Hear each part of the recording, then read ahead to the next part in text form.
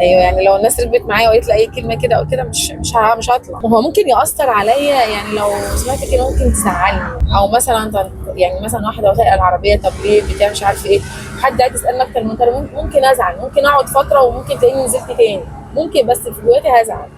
بس انا والله ما قابلني حد قال لي كده، بالعكس والله حريم ورجاله شجعوني.